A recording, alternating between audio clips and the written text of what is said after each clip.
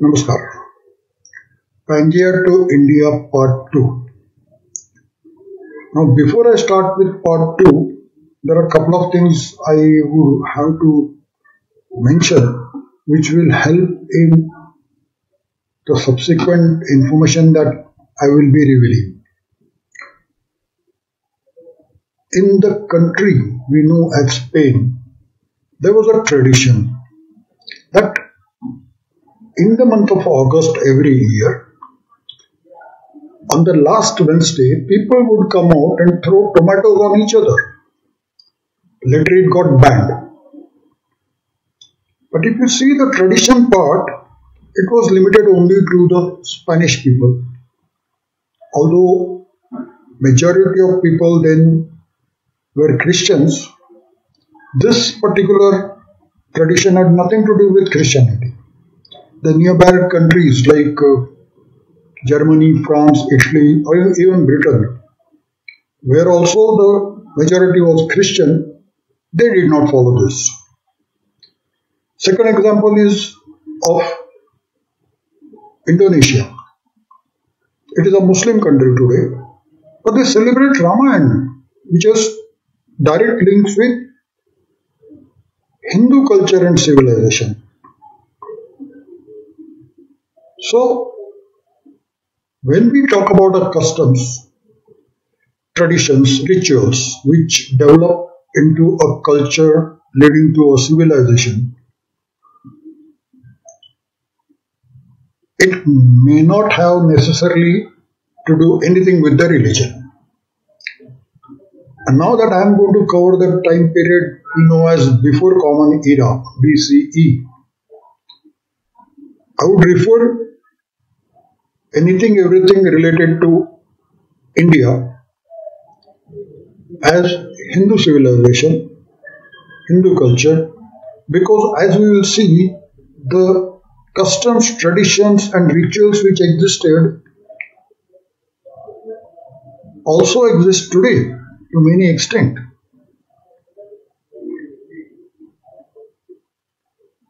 The second part I wanted to say is, I will have to refer to some part of part 1 because I'll quickly take us through so that there is a continuity available, and I will use the same crude maps that I use. So let's start. The first thing is the map of Pangea. Now this is the map of Pangea, but consider this whole picture as one. Ignore the different colors, ignore the gaps between them, and it is all one single piece of land. And on this land, the object from space came and hit somewhere in this Mexico region. Okay, and after that object hit in this area, I have already explained in the previous part that this was the C-type crab that must have got developed initially. Now after this got developed, because the earth was rotating, spinning around itself, there was a drag on this all portion. So slowly it changed to this, something like this. The gap increased, but still everything else, only this gap got increased, everything else was connected. And then with a jerk, South American continent moved towards west, Africa also was pulled up, which left this portion behind. So after the African continent got separate, it came and banged this portion to push Australia eastwards, Antarctica southwards, leaving Madagascar and this part known currently as India together for some time. Now one must understand that right from the time the crack was first developed, as the life started evolving on Earth, including humans at some time, They were moving everywhere on Pangea, and some had come here also, and some had gone there also, everywhere. So, important part is the studies led by Dr. Alan Wilson at the University of California at Berkeley says that everyone alive today may be the descendant of a single female ancestor who lived in Africa some 140, 100 to 280, 100 years. Now, Africa means he is referring to current Africa. So, when in the current Africa they lived, they would have moved everywhere. And because we don't know the exact location where the first woman existed, it's sure possibility is that they moved everywhere. So, I'm particularly interested in these two pieces together, the Madagascar and India.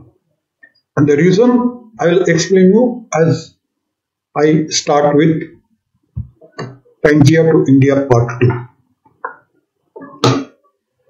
Now, like it's pointed out that the first woman was in the African continent. And from her, all other human beings evolved. Great. Now, initial time, what must be the priority for all those humans? There would be three things that were predominant. First and foremost was how to remain alive. They knew nothing around. Everything was new. They were required to learn anything and everything that they come across. Starting with the animals. Which of the animals are predators, which are not.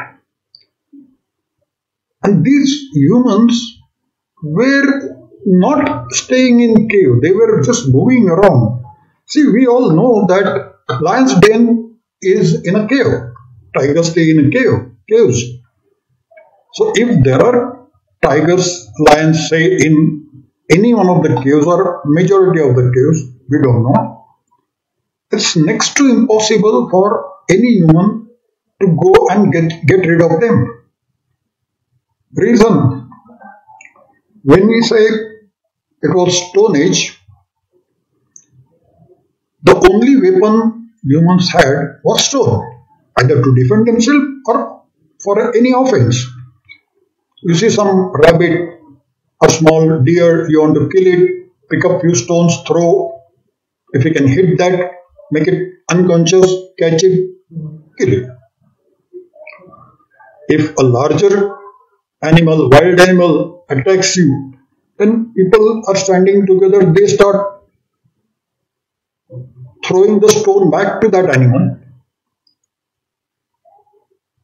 But then all of them were naked. So how many stones they could pick up? In their hands, there may be few stones in each one of the hand. And someone with good physique might be picking up a larger stone using both the hands. But there were limitations. So they must have kept themselves away, hiding from such animals to remain alive. And second thing which was required for remaining alive was food and water. Now they could see the water flowing in streams or rivers or even at some ponds, lakes, where other animals go and drink water. Humans also would go there, drink water. But what do they eat? They must have tried like cows, buffaloes, goats. They might have tried eating leaves. Not possible. Doesn't help. They might have seen some wild animal killing some other animal, eating parts of the body, and when that body of that dead animal, and when the wild animal leaves, whenever possible, these people go there, try to take out some parts, try to eat, try to survive. So to survive, they had to remain safe, they had to eat something. And they were learning. And the third thing which was inevitable and which went along was sex. Now, even if we assume that this first woman, from her age of 15 to age of 45, delivered a child every year, total 30 children, it was of no use. The mortality rate was so high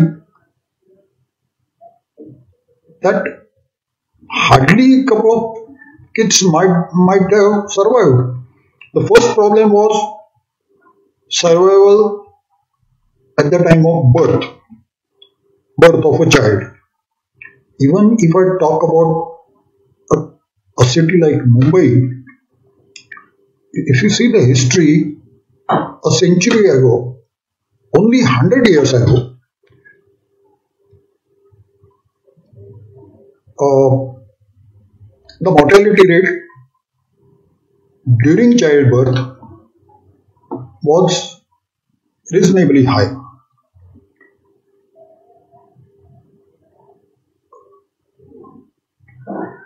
Suppose the child survived, then the child has to face the cold wind, rains, rain with cold wind, getting pneumonia or some other disease.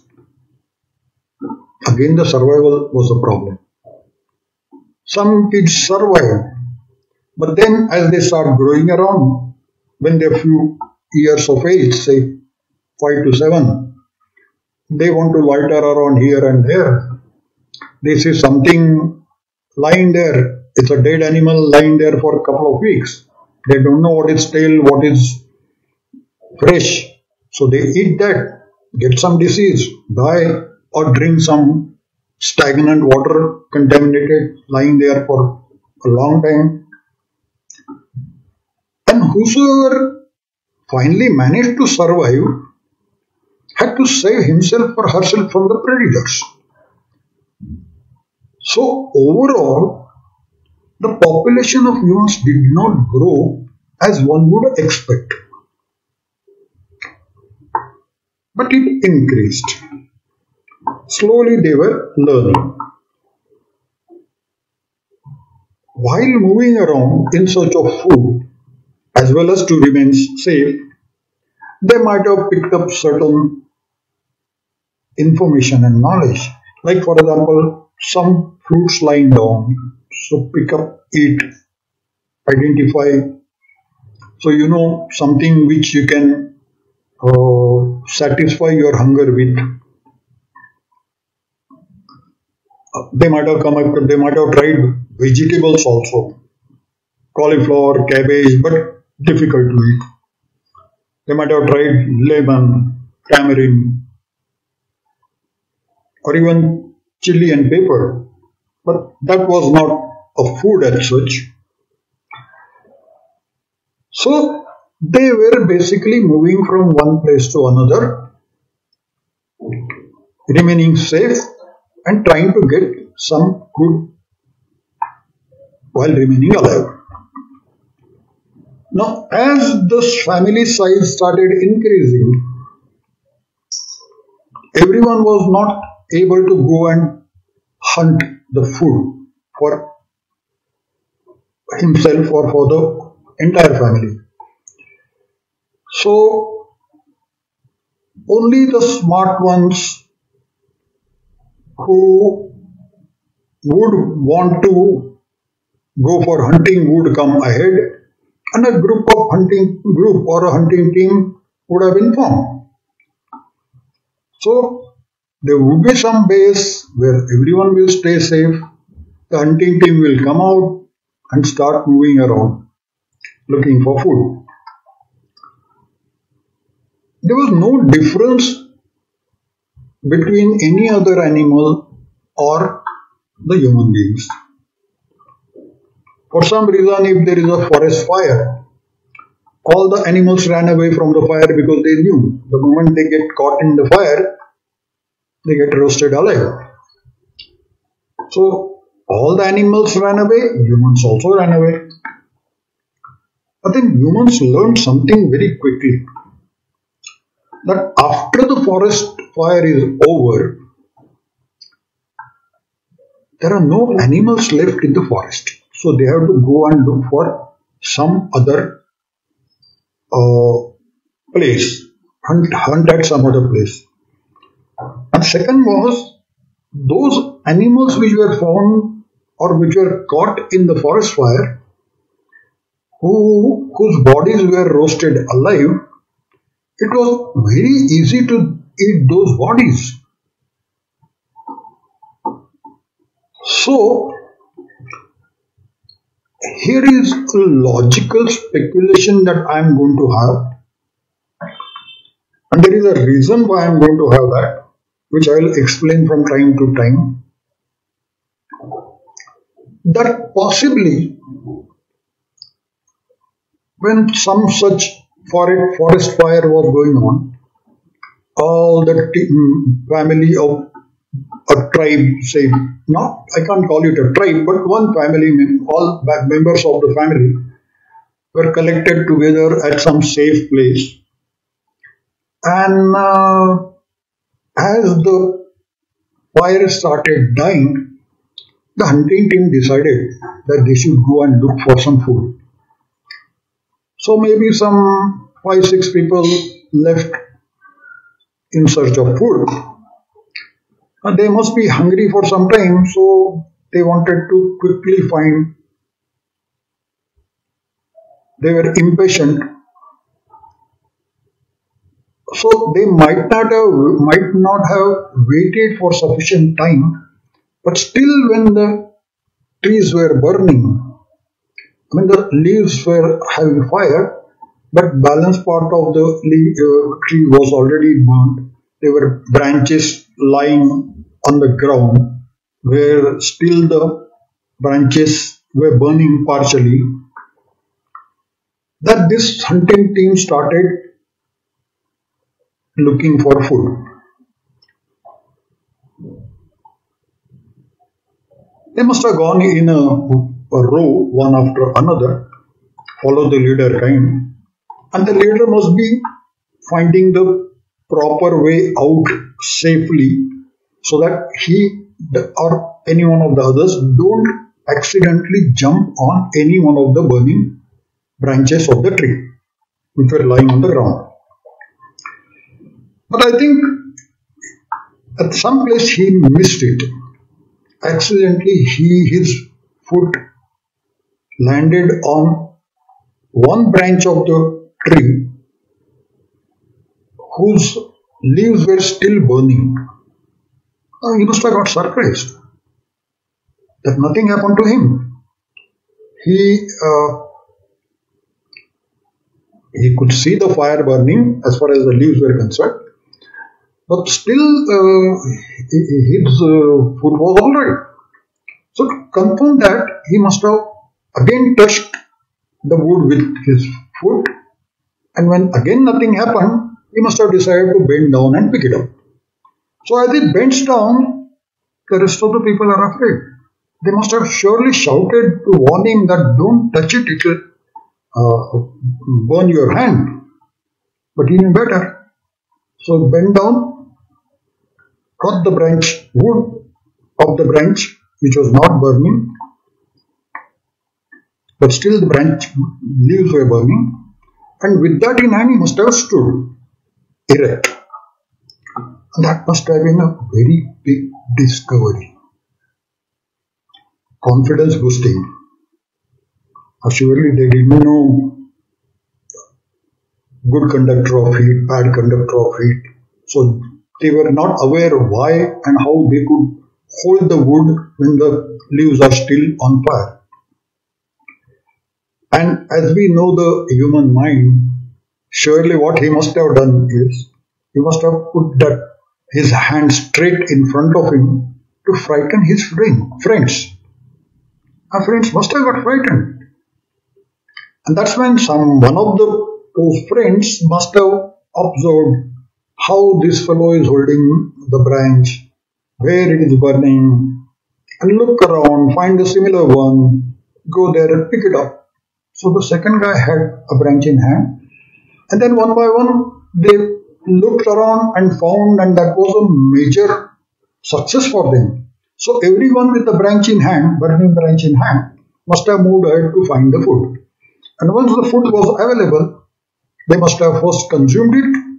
Then half the people would have held the burning branches, half the people would have managed to collect food for the rest in their own hands, and must have walked back to the base. Now, at the base also, when the people saw the fire approaching, they must have been afraid. But then, when they saw these members, hunting team members, bringing the fire, they must have also surprised. Now, they knew one thing, that the fire once goes off, they cannot light it.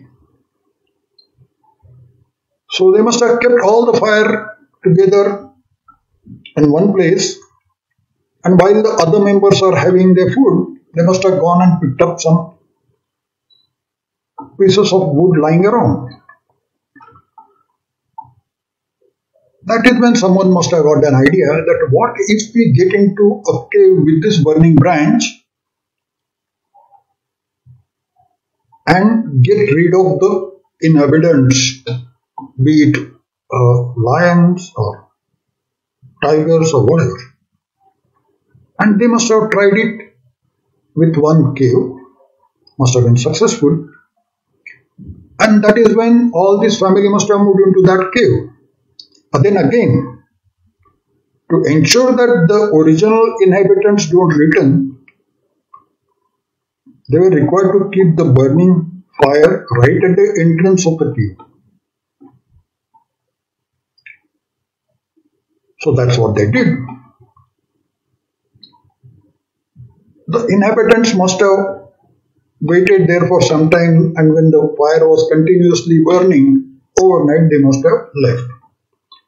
So the next day, the responsibility on other members, it could be the women, it could be the elderly people, or it could be the others who were not part of the hunting team, was to go and collect as much wood pieces as they find lying around on the ground, so that the stock of food is kept ready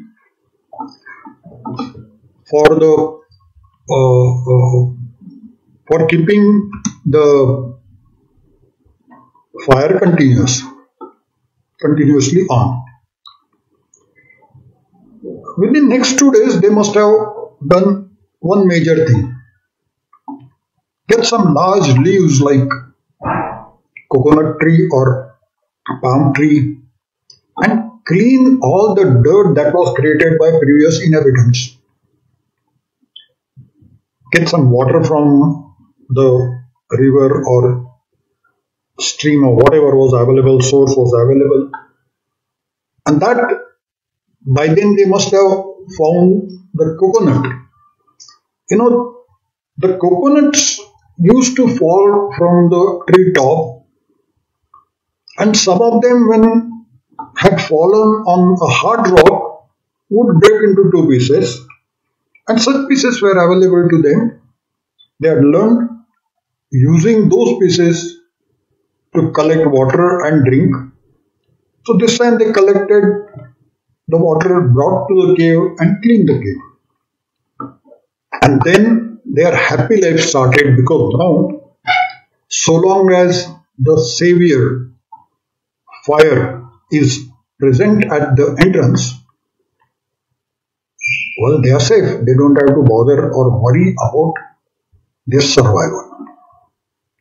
Now it's only the food and sex. Second thing, advantage was they were not required to face either the cold winds or rain. So obviously their problems were much reduced. But then one problem came during the very first month. They were used to sit here and there and move around like we all do in our own homes. When one of the adult women One of the added women got her monthly period, that there was a problem. She sat at one place, then got up and sat at other place and the third place, and then everyone started making noise that she is making the place dirty. So they consulted each other and they decided that in such case, hereafter, any one of the women who gets the monthly period should sit at a particular place. And the women were allowed to choose the place, and women chose some place. And they agreed that they will sit there. Now the responsibility of cleaning that place also was the women. They could get help from others asking for either water or leaves or whatever. But it was their responsibility and they were made to sit in one corner, chosen by them, so long as they had the monthly period. Now you'll be surprised that about 50-60 years ago in my childhood, I have seen the same custom or tradition being followed in the city like Mumbai. All the women during their monthly period would sit separately at some particular place. Grandmother was the exception for obvious reason. Nobody knew why this was being done. Nobody had an explanation. Everybody speculated. But I believe this was the reason why it all started, and even today, in the 21st century, if you go to rural areas, I'm sure you will still find it. Even small towns also, you will find that this is being followed.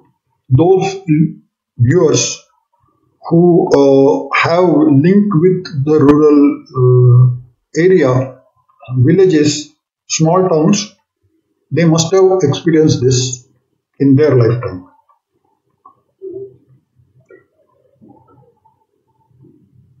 Now there was one more problem. The problem was, whenever they were getting the dead animal, they were required to break open the skin. They were required to cut open the skin and then cut the parts of the meat, for which they were using different sizes of stones, sizes and shapes of stone. And because they knew that the meat gets roasted in the fire, the small pieces so made, they must be putting it in the fire that was available at the entrance and sit there with a small stick and just keep turning it around, and then when it is roasted, just take it out and eat it. A kind of primitive barbecue, you can say. But someday, some smart chap must have had an idea when they picked up a small deer, say. So the question was, why should we break it into pieces and then roast? Why not we put the whole animal on the fire and burn it? So someone must have put the whole animal on the fire, and as the fire got blocked, it was not getting any air, the fire must have started getting extinguished, releasing the smoke. And by now they knew that when the fire starts getting extinguished, it starts releasing the smoke. There must have been a lot of quarrel. Some must be feeling that yes, we should do it. Some we say we don't do it. I mean, it's usual. Wherever you go and ask a question, always there are two opinions opposing each other. And the senior person must have given the ruling that it's better that we have a separate fire for this purpose. So you are required to have separate fire in the cave, and that's when the women must have said that put it somewhere near us so that we can do it. We don't need to ask for someone else's help. That must have been agreed. And a second fire must have been lighted or rather, I would say some branches must have been taken out from the main fire, put it there, add some fresh wood for that fire to burn, and then start roasting either the animal or the pieces or whatever. But that time onwards, the main fire at the entrance must not have been touched again. Another problem was when you go on adding wood to the existing fire, it starts spreading around. So initially it is occupying a small area. The area occupied goes on increasing without the real knowledge of the people. And when they realize that inside the cave, a large area is getting occupied when originally it was a small one, then they must have thought that okay, we should have some kind of a barrier or a boundary. Now, how do you do it? You use the wooden pieces, they will burn themselves. They might have tried it also. But someone got an idea, why not get the loose earth and the mud from the banks of the river. So they get it and they just put something to form something what we know as a square today in that formation. And then they must have started putting the wooden pieces inside that square, which was used, and that fire was used by everyone for roasting the meat. They must have learned after some time that loose earth and the mud, which was paste-like when they made it, has suddenly become very hard. They were unable to move it when they tried. It was brittle, so someone pushed it, it broke. And that gave them the idea that possibly this mud and the loose earth, that must have got hardened because of the heat. So some smart chap went to the river and using the mud and all that, he made a large sized ball. And after making the ball, he takes a small piece of wood and start digging into it from the top. And just goes on digging inside to make it hollow to have a shape like what we know as a pot today, earthen pot today. And then bring that piece and put it on the fire with some wood inside also and let it go on getting heated. And surely they must have finally got successful. First try, second try, who knows? They must have got successful finally that the pot is made and they go to the river and fill it up with water. The pot holds the water. So now they could have water readily available in the cave itself.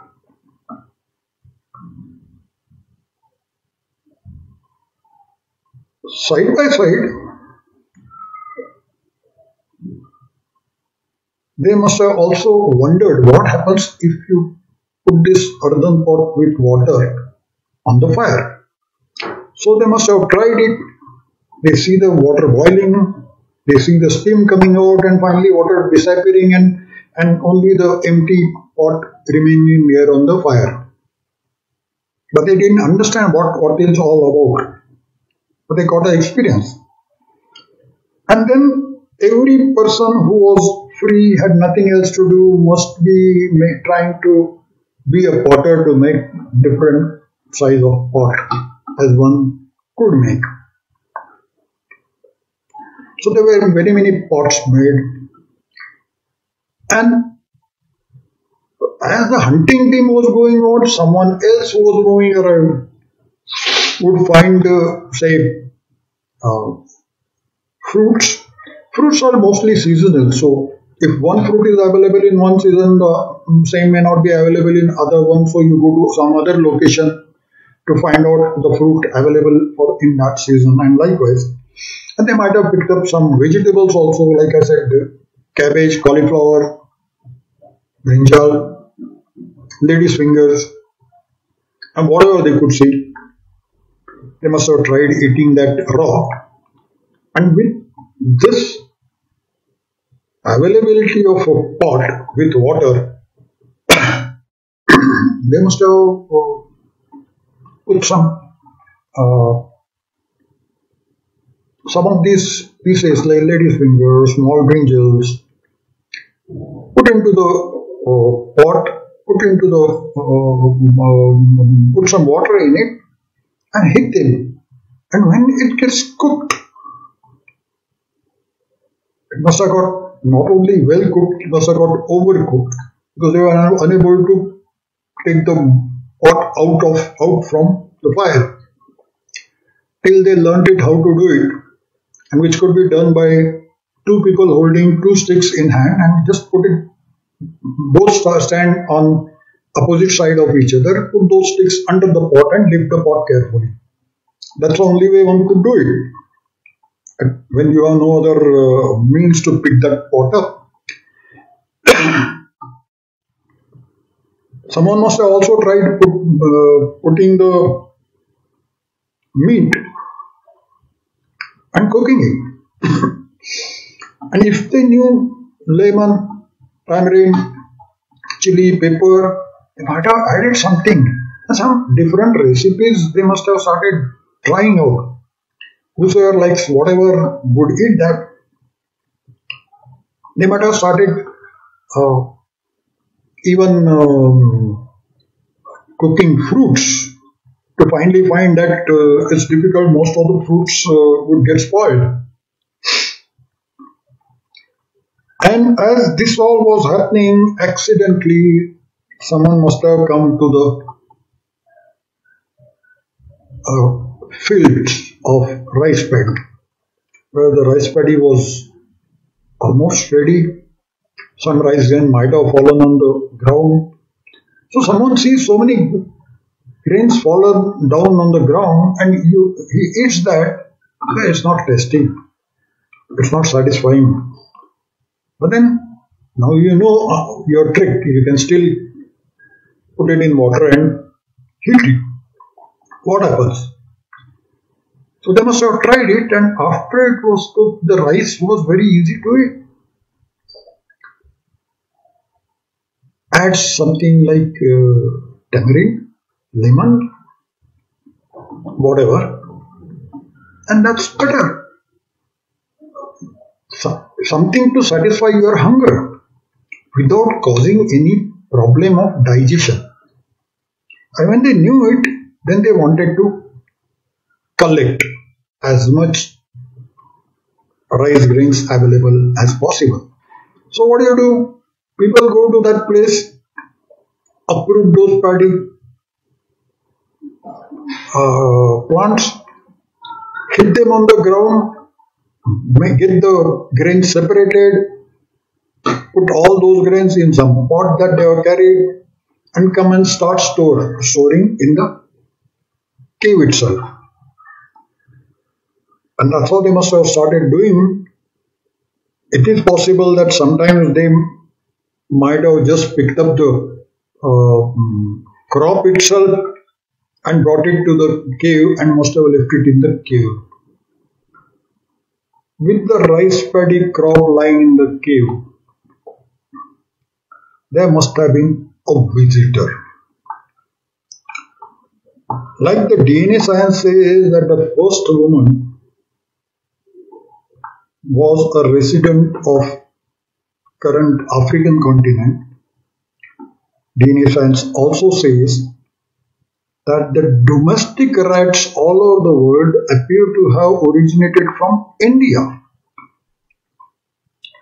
But if you start going through the links possible, one link is directly from India to Madagascar, some 6,000-7,000 kilometers away, and rats cannot either fly or swim that much distance. So that must have happened when Madagascar and India were together.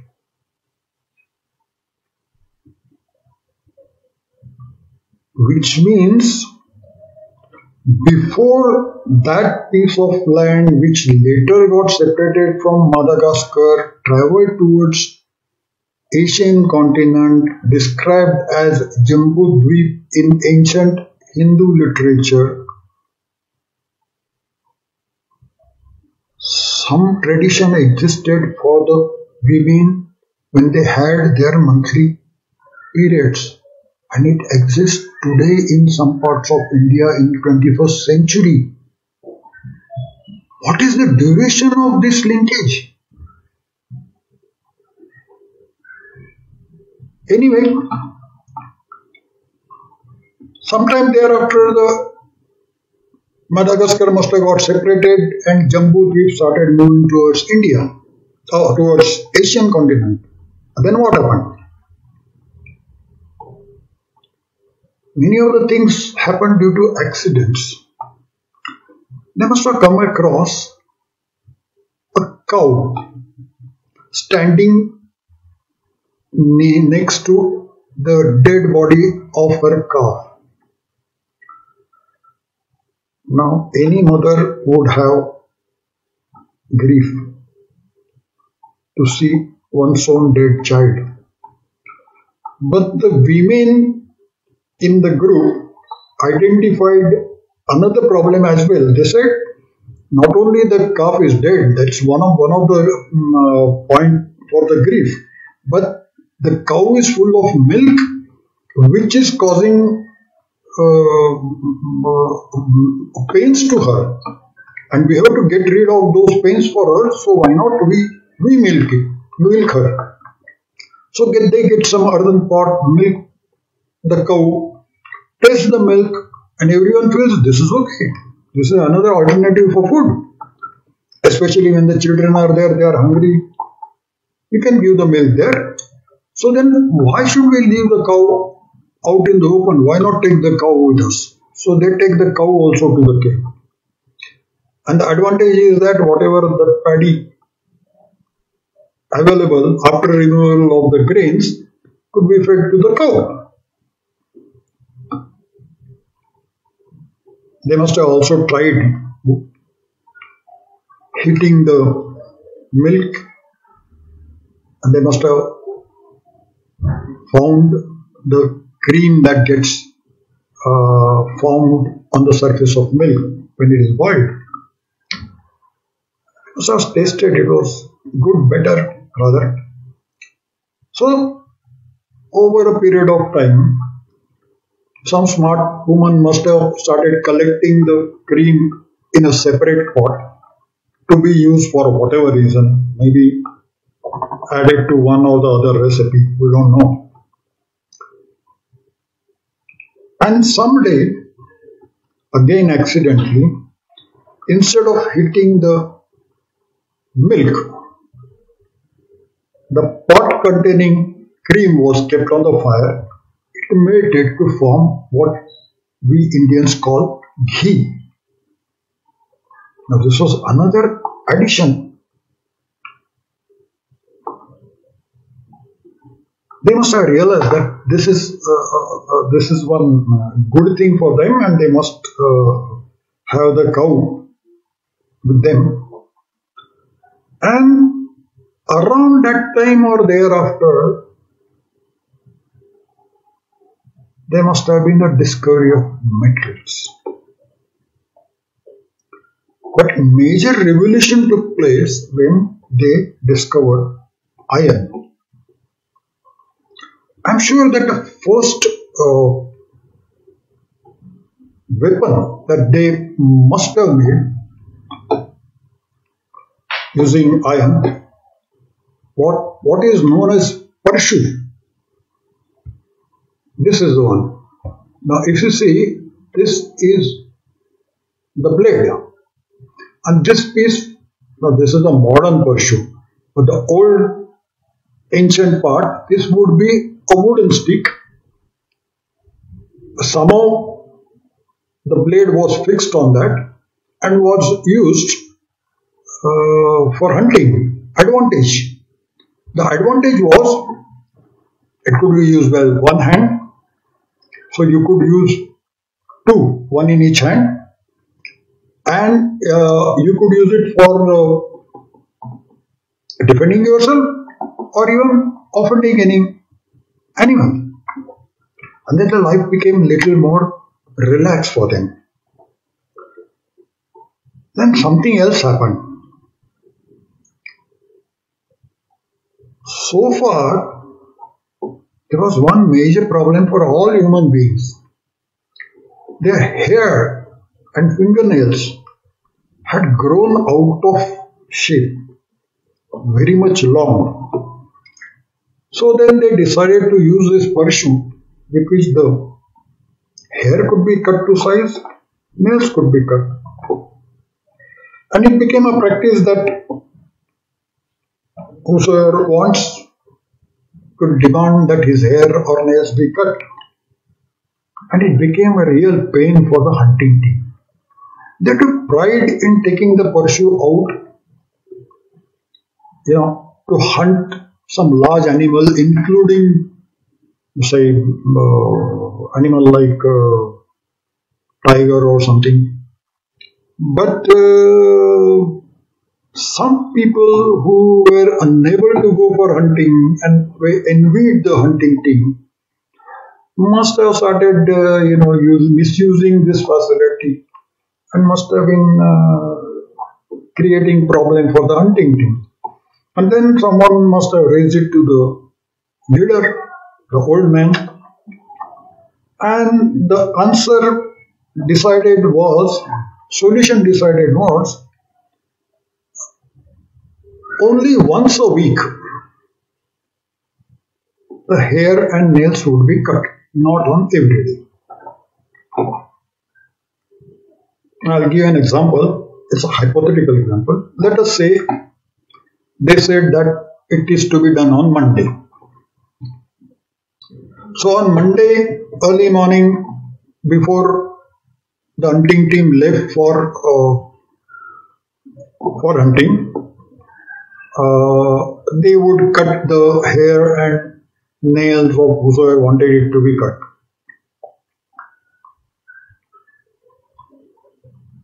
There were some troublemakers also. One such troublemaker must have remained aside, hidden somewhere. I must have come out and approached the old man, the leader, and complained that the hunting team has left without cutting my fingernails. So now tell them to cut it tomorrow. Now the old man knows what is the fact. So now the old man says, no, not tomorrow. It's not to be cut on Tuesdays. It should be cut only on Mondays. That set another tradition. In different part of the country, there are days when you are told that you should not cut your hair or fingernails. The real reason could be because that was suitable when the humans stayed in caves. Now the guy has to approach again the hunting team in the evening. The hunting team is back after a hard day's life, very tired, and the troublemaker goes to a particular person and demands that cut my fingernails. You didn't do it in the morning. I talked to the boss, the old man, and he says that you have to do it today. You can't cut tomorrow. Tomorrow is Tuesday. Reluctantly, he must have agreed. And after sunset, when the hunting team was that usually would come around sunset, the hunting team would be back in the caves. That now he was required to cut the fingernail after sunset, when the light was dim, the fire was dim, whatever he could see. Either erroneously or intentionally, he must have chopped off some part of the finger itself. So that led to another decision by the chief. No cutting of fingernails after the sunset. Surprisingly, today I find that I'll not name the states, but there are Indian states. Different states have different days, When they say you should not cut the hair, you should not cut the nails. It happens. And as far as my childhood goes, I remember my grandmother telling me, don't cut fingernails after sunset. Reason no one knew. Possibly this was the reason. Logically, I find that could be the reason. If someone has got better logic, please come ahead. So I don't say I'm 100% correct, but this is the logic I found out. So as they were living there, women had one more pastime. They must have used the palm trees, tree leaves, or coconut tree leaves to make the rope using the threads taken out from those leaves. And such rope was now was possible to be made. And with the pursue available, the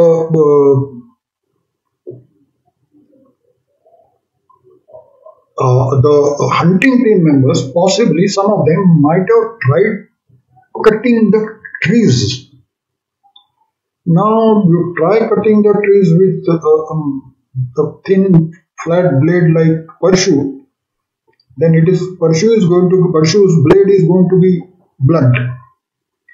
So now modify it, and that's how finally they must have got the axe, which was used for not only cutting down the trees but chopping the logs of different sizes.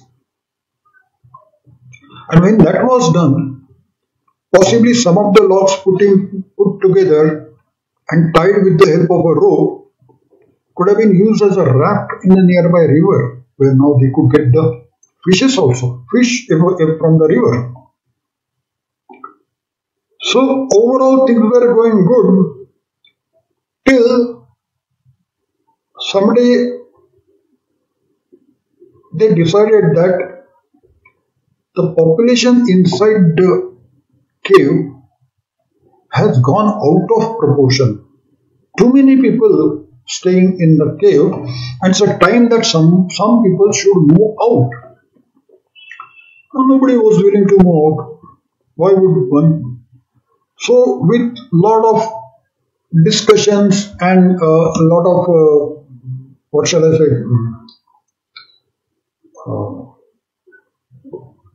consultations with each other, it might have been decided that some people from the hunting team would make some structure outside,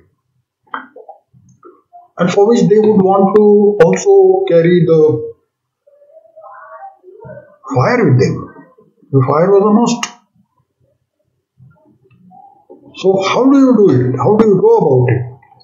So what they decided was, like they were already making a raft, they will make 4 rafts and put them as 4 walls, and one raft on the top covered with coconut and palm trees.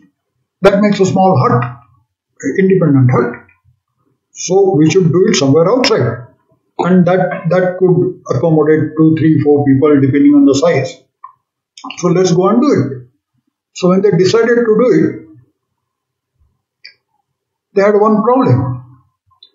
They went out and then they saw that there is wind. So when they asked the senior person, chief, the chief came along and said, okay, let's now decide about this. So they saw that this was the wind direction. Because this was the wind direction, they felt that properly, logically, the first 2 walls should be like this. One like this and the other like this. Something like this. So when you have that, now the wind gets obstructed, and then you can keep your fire in the opposite direction, here somewhere. When you could make this diagram, as you can see, when we are talking about a diagram, logically everyone would have thought that you put the third wall here so that you can enter from here. And that's precisely what they did. That's how they made it, that this was the third and fourth wall they put, and the fire was there, so that size of fire is, don't go by the size, understand what I'm saying. So they could sleep this side and put the pursue and other things here, so that in the night if there is a problem, well, they can get up and use the pursue and take care of the problem. So after this was done, for a few days, there was no problem. Everyone was happy. And because everyone was happy, some more people wanted to go. So more people came out. They also built a similar hut. They started staying there, again with some 1 or 2 persons with pursuit. And then in no time, some few 5, 6, 7 huts must have been built. This all was okay till the monsoon started. In India, the monsoon comes from this direction, southwest. So as the monsoon started, the rainwater started falling directly onto the fire, extinguishing the fire. And once the fire is extinguished, for the people who are asleep, well, there is no safety. And then on different days, there must be complaints coming up from different people and different huts that the death attacked us. So when this started getting increased, all the people sat together to find a solution that how do we go about it. So first the identification of the problem was that everyone started representing his case by saying, one said the death came in form of lion, other says death came in form of tiger, some other says death came in form of something else. But the common thing to all of them was that the death came from this direction, and instantly they declared this direction, a direction of south, as the direction of death. Even today, for Hindus, direction of south is still considered to be a direction of death.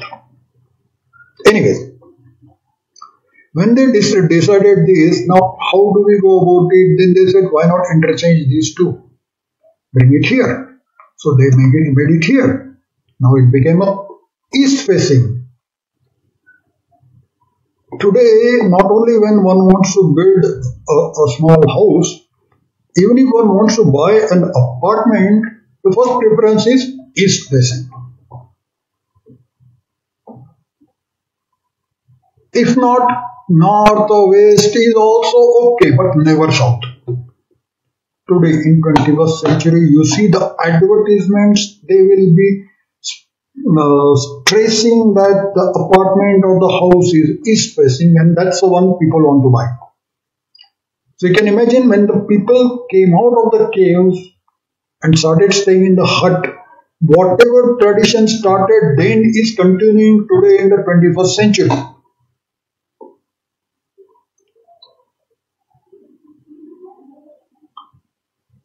Then,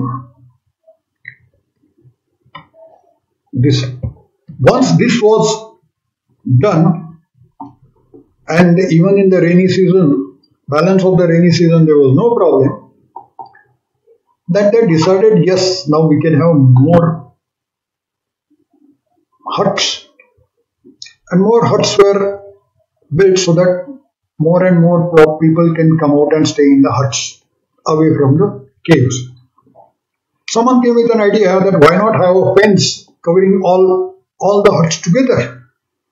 and that's what's done. But before that was done, care was taken that there is a separate shed for cooking. Because now that nobody was staying in the cave where there was one common fire, here a separate shed was made where more than one cooking stoves, where earthen stoves were made, so that anyone wants to go and cook could. Another shed was also made for cows because they wanted more and more cows. People wanted to consume milk, cream, ghee. So cow was useful. And that's how they started staying in that small area demarcated by that fence. Again, the gate of the fence also was facing east. Must have been facing east.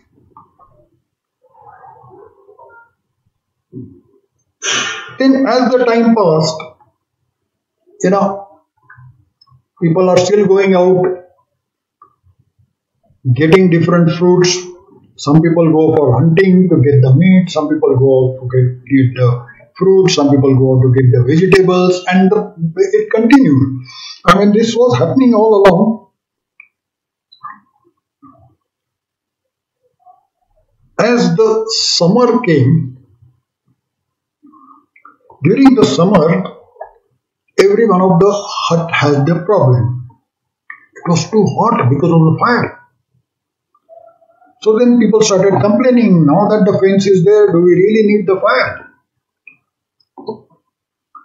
So as usual it was debated and it was decided some 3-4 people who were willing to keep that will continue having the fire.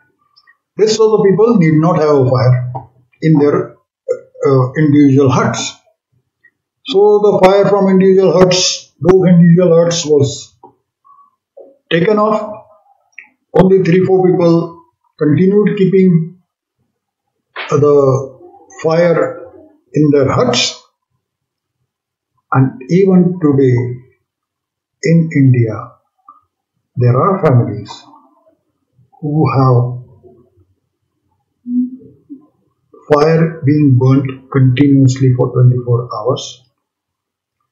They are known as Agnihotris. So these were the people who had the fire, and others did not want to continue with the fire. So that's how the Agnihotris must have been identified. But it created another problem. For all those who did not keep any fire in their huts, after the sunset it was totally dark. So what do you do? So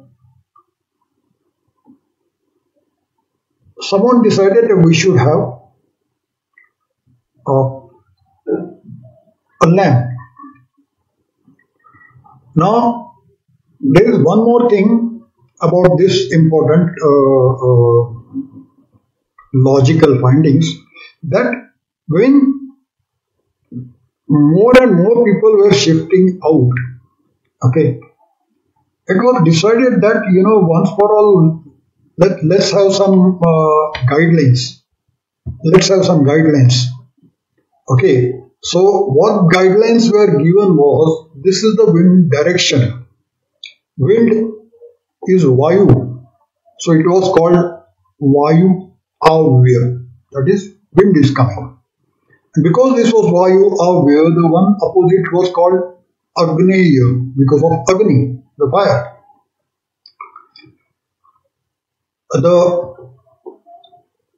When the winter is over and summer starts, you cannot identify on a particular day. But when the summer is over and the rainy season starts, you know it because you can feel the rains. So where does this new season come from? So the new seasons come from this area, Nai Rutu. It comes from this area. So this was marked as Nai Rutu. And finally, Here already they were keeping the pursue and rest of the things. They realized that they have not taken care of God.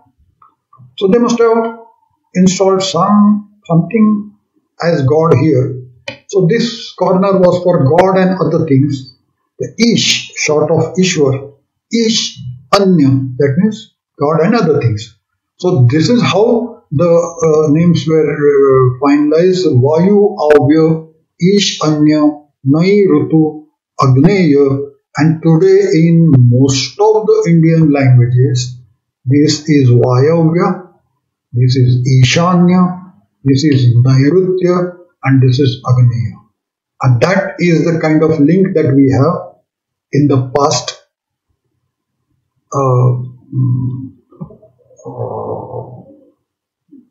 So long in the past. Now, as they were staying there, what might have happened is someday when they went out to get for hunting, they did not get any prey. But someone got hurt, wounded, or maybe might have died. So the next day before going, they were all worried. So what they did was, it was simple for them. Now you have to go out. So here is the God. Here is the God. So you stand facing the God and request the God. What do you request the God? They made two requests. First, we are going out, be with us and bring us back safe. Indians know this. Even today people do this. Majority of the houses. And second one, they said that please help us getting a larger haul for the hunting. Because if we can get that, we'll first offer it to you. And when you are satisfied, then we will have it. Again, every Indian knows that the food on all major occasions is first offered to the God, and after the God is satisfied, then the same thing is taken as prasad and everyone eats it. But the link is so old. Now, one raises a question that if you don't see any part of the food missing, how can you say that the God had it? Here's an example. I have a piece of book which is lying on the table. It's some small jokes. It has small jokes. And one of you comes home, my house, and I'm talking on phone, so he sees that book. He opens the book, reads one or two jokes, and by the time I have finished the talk, closes the book and then talks with me and leaves. Now, after he leaves, the book is still with me. The book is intact. The jokes written in the books are intact. But the person who has come and read and gone, he also has the total information, whatever he has read, whichever he chose to read. Likewise, it is said that it is left to God, whatever he chooses to have, let him have. So that is how the tradition and custom and the ritual got started in the culture and civilization for the Hindus, and the religion as such had not started. There were no norms finalized. Some of the things that must have happened is that, okay, you eat fruit and throw the seeds somewhere. After any season, you find the tree coming up there and the tree has the same fruits. So you realize that possibly it is because of the seed that you had put in some place, and because of the water and mud that covered during the rainy season, taking the seed much under the ground, that the tree could grow. So why not try grains, food grains? And that's where somewhere, trial and error, the cultivation must have started. Now, by then, the such this small locality within that fence, it's many times described as Vasti or Basti. Now, this Vasti is a smaller one, and then maybe couple of Vastis or little more form a village, and then some few villages form a town, and so on. So, as this growth started taking place, the people wanted to identify themselves for doing certain work. Everyone was not expert over everything. The hunting team members were not only experts in hunting, but they were experts in fighting with anyone who attacks their territory. Now, the people who were interested in uh, learning, researching, getting more and more knowledge, and sharing that knowledge with others by way of teaching. Now, these teachers were termed as Brahman. It was not hereditary. The person who takes interest in learning, continues with search, research for the knowledge, and then continues teaching subsequent generation was the Brahman, whichever family he is born in. Likewise, the one who wants to fight, can fight, use different weapons,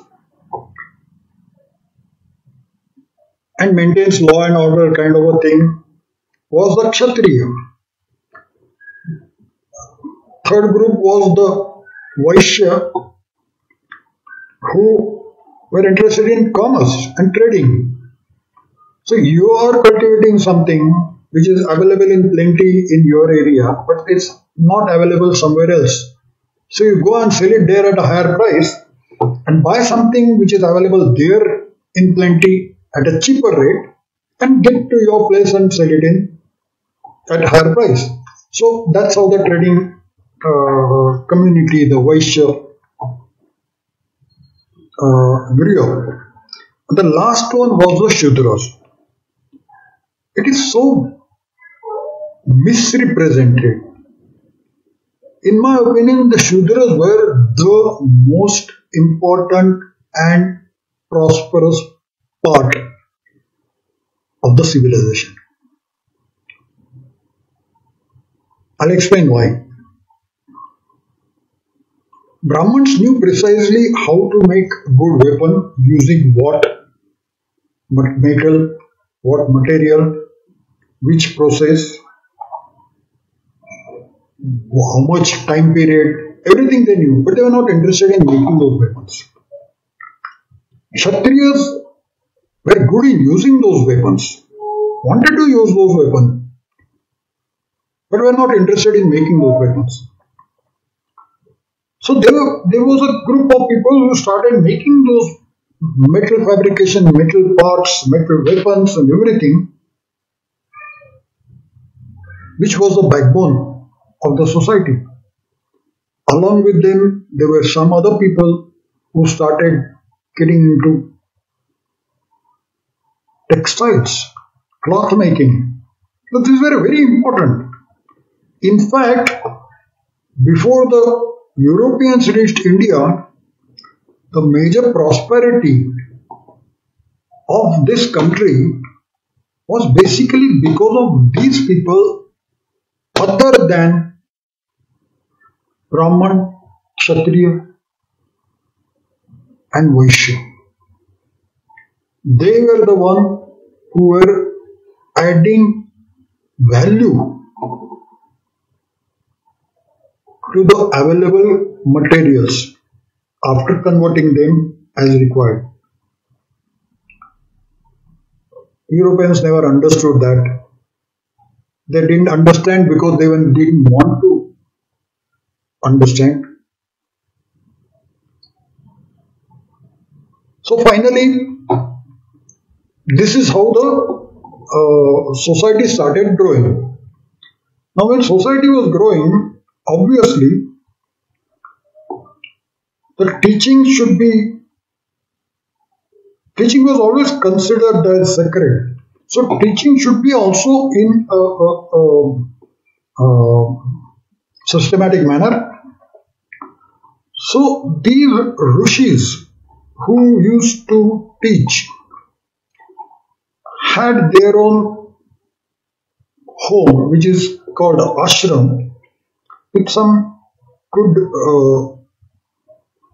construction, whatever construction that was then, and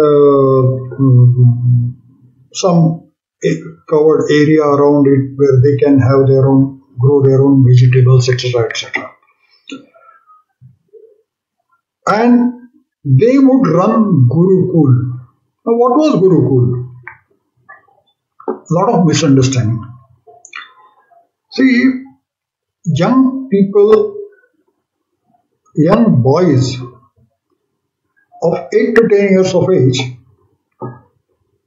would be sent to the Gurukul. When that Guru decides that I am going to start a new batch this year, so a batch of from 30, 40, 50, 100, no idea how many, but would go there. And that course would run for 10, 12, 14 years till all whatever Guru wanted to teach has been taught and people know, whosoever wanted to know what, get expertise in that field. So it was not every year different Guru or every period different Guru. The same Guru who taught start to finish. All the students were on par with each other. Whether anyone was a prince or ordinary person, there was no difference. They were required to do all the work assigned to them by either the Guru or Guru Patni, that is, wife of Guru. There may be some servants in the house, but that they would be basically for helping Guru's wife in whatever she wanted to do. Additional help was to be done by these students. Now, if we talk about a typical day as it could be, before the day starts, let's understand what must be the condition then. Today, if I talk about a city like Bengaluru where I stay, the sunset is 6:30, 7:30 depending on the time of the year. So suppose, let's take that around 7:30 was the sunset on a particular day at a particular place, which would differ. It's only just to give an example. Evidently, all the food related things were over before sunset, which means not only the preparation of food, but everyone would have had dinner, cleaned up the utensils, and ready to go to bed around sunset, that is by 7:30, say, in the evening. So, if everything is over, there is no TV, there is no internet, there is no radio, there are no books, no read and write.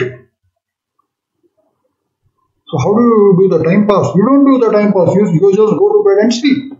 So, suppose people sleep at 8 o'clock, say, with 8 hours sleep, you get up in the morning at 4 o'clock. So when you are up at 4 o'clock, what do? The first thing Guru says, okay, start doing some exercises. And Guru teaches them some basic exercises. In today's time, say, let's say half an hour or a little more. The Guru shows them how it's to be done and initially, and then every day they do it by themselves. Now these exercises, what we know today, or we call today, are yoga abhyas or yoga. The Sanskrit word is yoga, which has been made yoga. Doesn't make a difference. But this yoga was being done for some 30-40 minutes. What was the advantage? When anyone is asleep, the body stands still, becomes little hardened. You do these exercises, it improves your blood circulation of the body. As the blood circulation improves, movement of intestine starts. And with the movement of intestine, by the time this is done and the yoga abhyas is over, everyone runs for a party. So internally the body gets cleaned. Once the body is clean, he just moves to the river to have a bath to clean the body externally. After the body is cleaned externally, now he is back into the Gurukul. And then description is puja vidhi. Now, basically, for these children, it was puja vidhi was very simple, which Guru also would do. Guru would do something else as well. But the important puja vidhi was what is known as Nama Smarana. Nama is name, Smarana is remembering. So what do? Sit on the ground, close your eyes, think of the deity that you worship, whichever deity, and with the eyes closed, start chanting the mantra for that deity. For example, Shiva. Shiva is a deity, and we all know the mantra for Shiva is Om Namah Shivaya. Simple. So what this someone who is worshipping Shiva would sit and start saying Om Namah Shivaya, Om Namah Shivaya, Om Namah Shivaya continuously. And that as he starts saying it, after a certain time it starts becoming cyclic. And that cyclic thing makes the breathing also cyclic. Imagine morning 4 o'clock, 5 o'clock, pre-dawn time, atmosphere full of ozone. The total mind also becomes clean. So, first you clean the body, then you internally, then externally, then mind cleaning. Now you are willing to face any and every challenge of the day. So, with the Namasmarana over, by then the Guru Patni would say that the breakfast is ready, that everyone will go with one's own plate and all that. No servants. Stand in the queue, pick up the whatever is the prepared by Guru Patni, eat that, wash the things, and then everyone gets collected outside under the large either banyan tree or a peepal tree or whichever tree was there, because it's going to continue during the daytime till noon at least, or even after the noon. There should be some shade, so they would stand there under the tree. Typically what Guru would teach, now let's say Rigveda, almost 1,000 riches. I have no idea exact, I don't remember the number, but I think it is 900,000 something. I may be wrong. Now, what Guru would do is that he will take the first richa. Now, it's not written anywhere. Guru only has memorized it. He remembers it, remembers the order. So, he starts with the first richa. He explains the richa. He explains the grammar. He explains the words. He explains the meaning of the total richa. And then lastly, he explains where that information can be used.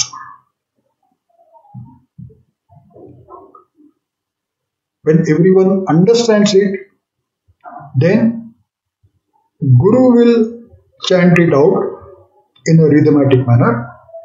All the pupils will repeat. It will go on for some time. Then Guru will make individually chant it till every one of the students is in a position to memorize and in a position to repeat. When that is done, the Guru goes to the next richa. maybe 2 or 3 days, 3 recharge at the most on every day. Sometimes you are less also. But before the lunch, he would repeat all the ruchas that were covered on that day. Or maybe on some days he would cover all the ruchas right from the day one, because everyone has to memorize it. Those who could memorize, it was better. There were some who wouldn't memorize, they wouldn't want to go into teaching, because if you go into teaching, you have to memorize it. Those who don't want to go into teaching don't have to memorize it. So they choose not to be Brahman. Then they choose whichever other Varna. It was not caste. It was Varna that was there. It was by choice.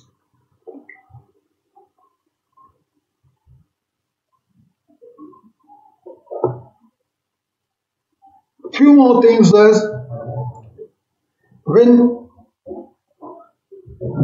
during the clear sky nights, Guru would take everyone out, and that night they will sleep on the ground facing the sky.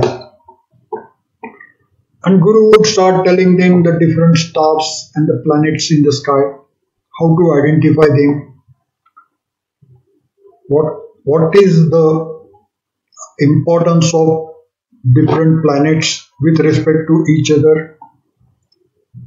See, today, if we want to say something, identify some incidents, we say where it took place, the location, and when it took place. By when, we identify the date and time. So these three things are required. But when there were no watches and clocks, how would we identify the date and time? So that was done with the natural clock of the nature, different planets and stars and nakshatras, constellations, zodiac signs, Rashi. So, like today, a boy or a girl going to a primary school is taught how to read clock or a watch.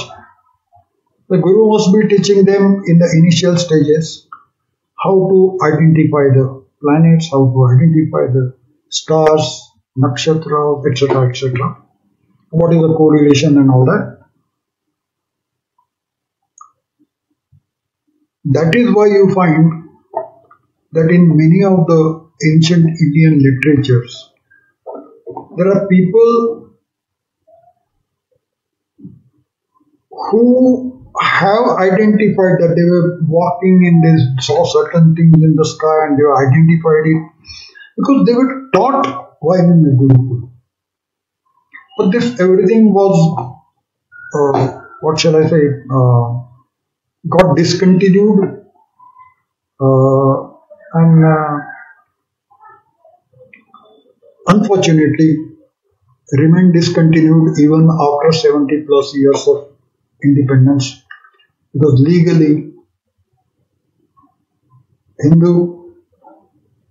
anything related to Hindu religion cannot be taught in India. Very unfortunate. Hopefully it will change someday. Now, I have not said anything about a Hindu religion as such except this last remark, because I believe that I will have to make a separate clip for Hindu religion if and when possible. But so far it's about almost 90 minutes, whatever I have said. It's a logical speculation. I don't say I am right. I request the viewers to think about it and come with a better logic, proving my logic wrong. Someone coming and saying, hey, how do you know this? Who told you this? You are wrong. Such person or such comment exposes the person's incapability in either understanding or doing anything. So don't do it. Better way is to come out and Prove me wrong. I want you to prove me wrong. But if not, you have to accept my logic. And if that logic is accepted, which it should, the Hindu culture civilization roots exist not only in Stone Age, but even before humans started staying in caves. And the first tradition that is identified by me when the humans moved to caves continues in some part of India, which did not continue. It is too much out of date, needs to be discontinued, but because I have seen it continuing, that I could make this all logical explanation. Thanks for listening. Jai Hind.